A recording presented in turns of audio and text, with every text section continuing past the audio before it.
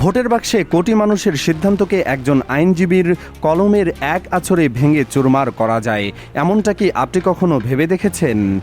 আমরা সাধারণত ভাবি যে প্রার্থী সর্বোচ্চ ভোট পাবে তার জয় তো চিরন্তন, কিন্তু বাংলাদেশের সংবিধান আর নির্বাচনী আইনের গভীরে এমন একটি টাইম বোম লুকিয়ে আছে যেটা বিস্ফোরিত হলে নির্বাচিত হয়েও কেউ এমপি পদ হারাতে পারে মুহূর্তের মধ্যে। আর ঠিক এই কাজটাই করে দেখালেন একজন আইনজীবী, যার এই একটি চালে বদলে গেছে চট্টগ্রামের সীতাকুণ্ডের রাজনৈতিক ভূখণ্ড। চলুন আজকের এই ভিডিওতে আমরা খুলে দেব সেই রহস্যের আইনি দাবার বোর্ড, যেখানে শাসক দল বা বিরোধী দল কিছুই কাজ করে না, কাজ করে শুধুমাত্র প্রমাণ আর যুক্তি। গোটা ঘটনাটির কেন্দ্রবিন্দুতে রয়েছে সীতাকুণ্ড ৪ আসন। এই আসন থেকে বিএনপি প্রার্থী যখন জনগণের ভোটে বিজয়ী হন, তখন হয়তো তিনি ভাবছিলেন সংসদে যাওয়ার পর প্রস্তুতি নেবেন, কিন্তু শপথ নেওয়ার আগেই তার পথের কাটা হয়ে দাঁড়ায় একটি আইনি দায়ের।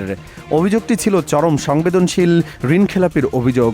এখানেই আসল প্রশ্নটি দাঁড়ায়, ঋণখেলাপি কি শুধু একজন ব্যবসায়ীর ব্যক্তিগত ব্যর্থতা, নাকি এটি একজন জনপ্রতিনিধি হওয়ার জন্য সাংবিধানিক অযোগ্যতা? বাংলাদেশের রাজনীতিতে একটি কুৎসিত প্রবণতা লক্ষ্য করা যায়। অনেকে ব্যাংকের টাকা আত্মসাৎ করে ঋণখেলাপি হয়েও দলের ক্ষমতা আর প্রভাব খাটিয়ে নির্বাচনে অংশ নেয়। তারা ভাবে একবার ভোটে জিতে গেলেই হলো, আদালতে মামলা চলতেই থাকবে, কিন্তু ক্ষমতার মসনদ তো আর যাবে না। কিন্তু সাংবিধানিক দাবার বোর্ডে এবার সেই ধারণাকে চুরমার করা হলো। এই মামলাটি যে কেউ লড়াই করতে পারত না, কারণ সর্বোচ্চ আদালতে শুধু অভিযোগ তুললে হবে না, সেই অভিযোগকে সাংবিধানিক বাধা না এবং আগের নজিরের মাধ্যমে এমনভাবে প্রমাণ করতে হবে যাতে বিচারপতিদের কোনো বিকল্প না থাকে। আর সেই অসাধ্য সাধন করেছেন জামায়াতে ইসলামের প্রখ্যাত আইনজীবী অ্যাডভোকেট শিশির মোহাম্মদ মনির। তিনি কোর্টে গিয়ে আবেগের বশে কোনো কথা বলেননি। তিনি যা করেছেন তা হলো একটি সার্জিক্যাল স্ট্রাইক।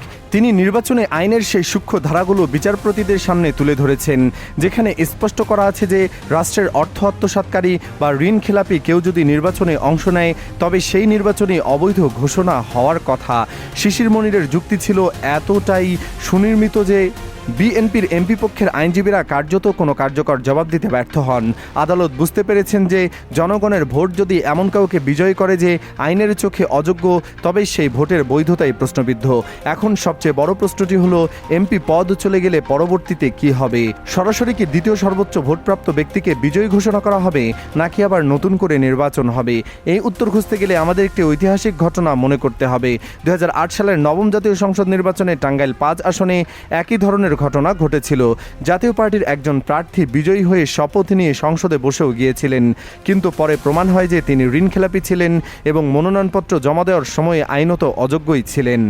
সেই মামলার রায়ে সুপ্রিম কোর্ট শুধু তার সদস্যপদ বাতিল করেনি, বরং নির্বাচন কমিশনকে নির্দেশ দেন দ্বিতীয় সর্বোচ্চ ভোট পাওয়া ব্যক্তিকে বিজয়ী ঘোষণা করতে, এবং সেই নির্দেশনা অনুযায়ী বিএনপি প্রার্থী মাহমুদুল হাসান পরবর্তীতে সংসদ সদস্য হিসাবে শপথ নেন। সীতাকুণ্ডের ঘটনায় এই 2008 সালের নজিরটি কি কাজ করবে? এখানে আইনি জটিলতা তৈরি হয়েছে। টাঙ্গাইলের প্রার্থী শপথ নিয়েছিলেন, কিন্তু সীতাকুণ্ডের বিএনপি প্রার্থী তো শপথই নিতে পারেননি। শপথ গ্রহণ করা আর না করা, এই দুটি অবস্থার আইনি ফলাফল সম্পূর্ণ ভিন্ন হতে পারে। তবে আইনি বিশেষজ্ঞরা বলছেন, যেহেতু প্রার্থিতা বাতিল হয়েছে, সেহেতু দ্বিতীয় সর্বোচ্চ ভোটপ্রাপ্ত জামায়াতে ইসলামের প্রার্থী আনোয়ার সিদ্দিকীর জন্য সংসদে যাওয়ার দরজা অনেকটাই খুলে গেছে। তবে চূড়ান্ত সিদ্ধান্ত নির্ভর করছে আপিল বিভাগের পূর্ণাঙ্গ লিখিত রায়ের উপর। এই রায়ের প্রভাব কিন্তু শুধু সীতাকুণ্ডেই সীমাবদ্ধ নেই, এটি একটি ডমিনো ইফেক্ট তৈরি করার সম্ভাবনা রাখে। চট্টগ্রাম 2 আসনের আরেকজন নির্বাচিত সংসদ সদস্যের বিরুদ্ধেও একই ধরনের ঋণখেলাপির অভিযোগ রয়েছে। হাইকোর্ট তার গ্যাজেট প্রকাশ স্থগিত রেখেছেন। যদি সেই আসনেও এই একই রায় আসে, তবে কি হবে? রাজনৈতিক বিশ্লেষকদের চোখে এর মানে হলো, জামায়াতে ইসলামী যদি এই দুটি আসনে দ্বিতীয় সর্বোচ্চ ভোটপ্রাপ্ত হিসেবে বিজয়ী ঘোষিত হয়, তবে তাদের সংসদে আসন সংখ্যা 68 থেকে বেড়ে 70-এ দাঁড়াবে। সংখ্যাটি হয়তো বড় কিছু মনে না হলেও রাজনীতির মাঠে এর মানে অনেকটা বড়। এটি বিএনপির জন্য একটি বড় মনস্তাত্ত্বিক ধাক্কা। অন্যদিকে জামায়াতের জন্য এটি একটি কৌশলগত বার্তা, আমরা রাজপথেই শুধু লড়ি না, আইনের আঙিনাও আমাদের শক্তিশালী উপস্থিতি রয়েছে। তারা প্রমাণ করতে চাইছেন যে রাজনৈতিক প্রতিপক্ষকে শুধু নির্বাচনে নয়, আইনি লড়াইও ঘায়েল করার সক্ষমতা তাদের আছে। কিন্তু এই পুরো ঘটনার সবচেয়ে আকর্ষণীয় দিকটি হলো অ্যাডভোকেট শিশির মোহাম্মদ মনির নিজে। রাজনৈতিক অঙ্গনে তাকে নিয়ে একটি চমকপ্রদ প্যারাডক্স বা বিসঙ্গতি রয়েছে। তিনি একজন জামায়াতে ইসলামের আইনজীবী হিসেবে পরিচিত, কিন্তু অদ্ভুতভাবে বিএনপির ভারপ্রাপ্ত চেয়ারম্যান তারেক রহমান যখন আওয়ামী লীগ সরকারের আমলে বিভিন্ন মামলায় জর্জরিত ছিলেন, ঠিক তখনই তিনি তার নিজের দলের আইনজীবী না রেখে শিশির মনিরকে দিয়ে লড়াই করতে চেয়েছিলেন। এই ঘটনাটি কি প্রমাণ করে যে চরম রাজনৈতিক মেরুকরণের যুগেও দক্ষতাকে মানুষ চিনতে পারে। তারেক রহমান বুঝতে পেরেছিলেন যে দলীয় পরিচয় যখন আইনি বাজার ক্ষেত্রে কাজ করে না, তখন দরকার হয় সর্বোচ্চ দক্ষ একজন আইনের সৈনিকের। সোশ্যাল মিডিয়ায় হয়তো অনেকে দলীয় চশমা পরে শিশির মনিরকে নিয়ে কটাক্ষ করছেন, কিন্তু বাস্তবতা হলো আইনের খাতায় তার যুক্তির জোর এতটাই নিখুঁত যে বিরোধী দলের শীর্ষ নেতারাও তার উপর ভরসা করতে বাধ্য হয়েছেন। আর আজ সেই শিশির মনিরের যুক্তির জালে আটকে গেল বিএনপির আরেকটি গুরুত্বপূর্ণ আসন। এই পুরো পর্বটি আমাদের রাজনীতি ও গণতন্ত্রের জন্য একটি চরম পাঠ। আমরা প্রায় ভুলে যাই যে গণতন্ত্র মানে শুধু ইভিএমের বাটন টেপা বা ব্যালট বাক্সে সিল মারা নয়। প্রকৃত গণতন্ত্র হলো জবাবদিহিতা।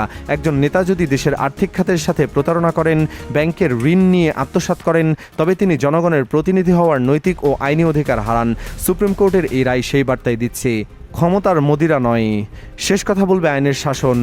এখন সব নজর নির্বাচন কমিশনের দিকে। তারা আপিল বিভাগের পূর্ণাঙ্গ রায় হাতে পেলে কি সিদ্ধান্ত নেবেন? জামায়াতের আনোয়ার সিদ্দিকী কি সরাসরি গ্যাজেট পাবেন, নাকি সীতাকুণ্ডবাসীকে আবার ভোটের লাইনে দাঁড়াতে হবে? যেটাই হোক না কেন, এটি নিশ্চিত যে বাংলাদেশের নির্বাচনী রাজনীতিতে ঋণ খেলাপিদের জন্য একটি নতুন ভয়ের পরিবেশ তৈরি হয়েছে। আর এই ভয়কেই বলে আসল গণতন্ত্রের শুদ্ধিকরণ। আপনার কি মনে হয়, একজন ঋণ খেলাপি প্রার্থীর বিজয়ের পর তাকে সরাসরি বহিষ্কার করে দ্বিতীয় প্রার্থীকে দায়িত্ব দেওয়া উচিত, নাকি সেই আসনে পুনরায় নির্বাচন দেওয়া বেশি যুক্তিযুক্ত? আপনার মতামত জানান কমেন্ট বক্সে। আপনাদের সাথে আবারও এমন কোনো গভীর রাজনৈতিক বিশ্লেষণ নিয়ে হাজির হব পরের ভিডিওতে। ভিডিওটি ইনফরমেটিভ মনে হলে লাইক দিন, নতুন হলে সাবস্ক্রাইব করুন এবং বেল আইকনে ক্লিক করে নোটিফিকেশন অন করে রাখুন। ভালো থাকবেন, সুস্থ থাকবেন, আল্লাহ হাফেজ।